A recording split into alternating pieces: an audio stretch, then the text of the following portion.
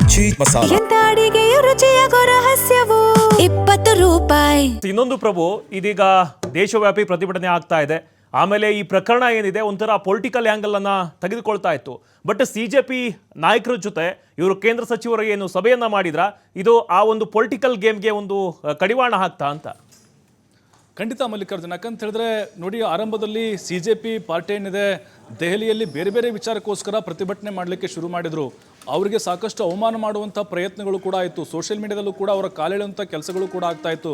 ಎರಡೂ ರಾಷ್ಟ್ರೀಯ ಪಕ್ಷಗಳ ಮಧ್ಯೆ CJP ಪಾರ್ಟಿ ಬಂದು ಇಲ್ಲಿ ಏನು ಮಾಡುತ್ತೆ, ಇಲ್ಲಿವರೆಗೂ ಯಾವ ಪಕ್ಷಗಳು ಕೂಡ ಮಾಡೋಕ್ಕಾಗಿಲ್ಲ, ಇವ್ರು ಬಂದು ಏನು ದೊಡ್ಡ ಇತಿಹಾಸ ಸೃಷ್ಟಿ ಮಾಡಿಬಿಡ್ತಾರೆ ಅಂತೇಳಿ ಕೆಲವರು ಗೇಲಿ ಮಾಡೋಕ್ಕೆ ಶುರು ಮಾಡಿದರು.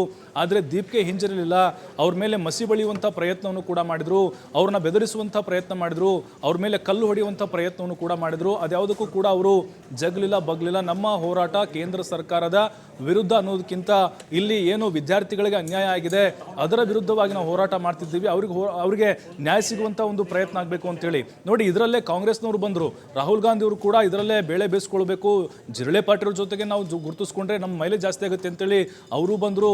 ಜೊತೆಗೆ ಅಖಿಲೇಶ್ ಯಾದವ್ ಬಂದರು, ಜೊತೆಗೆ TMC ಬಂತು, ಕೇಜ್ರಿವಾಲ್ ಕೂಡ ಬಂದರು. ಎಲ್ಲ ಪ್ರಾದೇಶಿಕ ಪಕ್ಷಗಳು ಕೂಡ ಅಥವಾ ವಿರೋಧ ಪಕ್ಷಗಳು ಕೈ ಜೋಡಿಸುವಂಥ ಪ್ರಯತ್ನವನ್ನು CJP ಪಾರ್ಟಿಯೊಂದಿಗೆ ಮಾಡಿದ್ವು. ಬಟ್ ಇಲ್ಲಿ ಒಂದು ಸ್ಪಷ್ಟವಾಗಿ ನಮ್ಗೆ ಗೊತ್ತಾಗ್ತಿರೋದು, ಹೋರಾಟ ಆರಂಭ ಮಾಡಿದ್ದು ಕೇಂದ್ರ ಸರ್ಕಾರದ ವಿರುದ್ಧ ಈ ಏನು ಕಾಕ್ರೋಚ್ ಜನತಾ ಪಾರ್ಟಿಯವರು. ಆದರೆ ಅದರಿಂದ ಮೈಲೇಜನ್ನು ಪಡೆದುಕೊಂಡಿದ್ದು ಕಾಂಗ್ರೆಸ್ ಮತ್ತು ಇನ್ನಿತರ ಕೆಲವೊಂದಿಷ್ಟು ಪ್ರಾದೇಶಿಕ ಪಕ್ಷಗಳು. ಹಾಗಾಗಿನೇ ಈಗ ಮುಂದಿನ ದಿನಗಳಲ್ಲಿ ಹೋರಾಟ ನಡೆದರೂ ಕೂಡ ದೀಪಿಕೆಯನ್ನು ಮುಂದಿಟ್ಕೊಂಡು ಇವರು ಹೋರಾಟದ ರೂಪುರೇಷೆಗಳನ್ನ ರೆಡಿ ಮಾಡುವಂಥ ತಯಾರಿಯನ್ನು ಮಾಡ್ಕೊಂಡಿದ್ದಾರೆ. ಈಗಾಗಲೇ ನೋಡಿ, ಕಾಂಗ್ರೆಸ್ನವರು ಈ ಹಿಂದೆ ದೇಶಾದ್ಯಂತ ಪ್ರತಿಭಟನೆ ಮಾಡಿದ್ರು, ನೀಟ್ ಅಕ್ರಮದ ವಿರುದ್ಧವಾಗಿ ಧ್ವನಿ ಎತ್ತಿದ್ರು, ಧರ್ಮೇಂದ್ರ ಪ್ರಧಾನ್ ರಾಜೀನಾಮೆಗೆ ಆಗ್ರಹಿಸಿದ್ರು. ಆದರೆ ಕೇಂದ್ರ ಸರ್ಕಾರ ಒಂದು ಚೂರು ಕೂಡ ಮಣಿದಿರಲಿಲ್ಲ.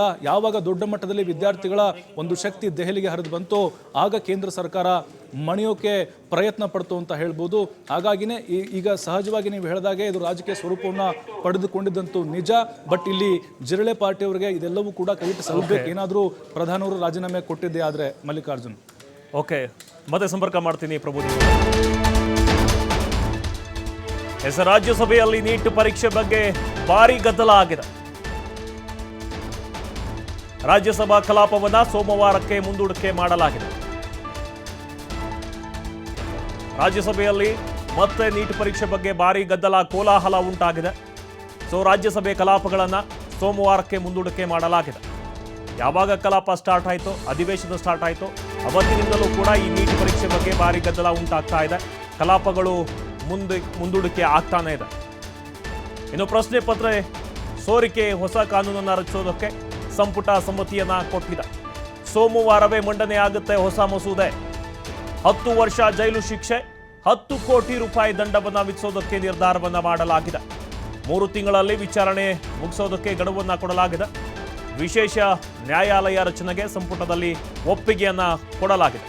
ನಿನ್ನೆ ತಾನೇ ಸೆಲ್ಫಿ ವಿಡಿಯೋನ ಮಾಡಿದ್ರು ಪ್ರಧಾನಿ ನರೇಂದ್ರ ಮೋದಿ. ನಾಳೆ ಸಂಪುಟ ಸಭೆಯನ್ನ ಕರೀತೀನಿ, ಸಂಪುಟ ಸಭೆಯಲ್ಲಿ ಇದರ ಬಗ್ಗೆ ವಿಸ್ತೃತವಾಗಿ ಚರ್ಚೆಯನ್ನ ಮಾಡ್ತೀನಿ.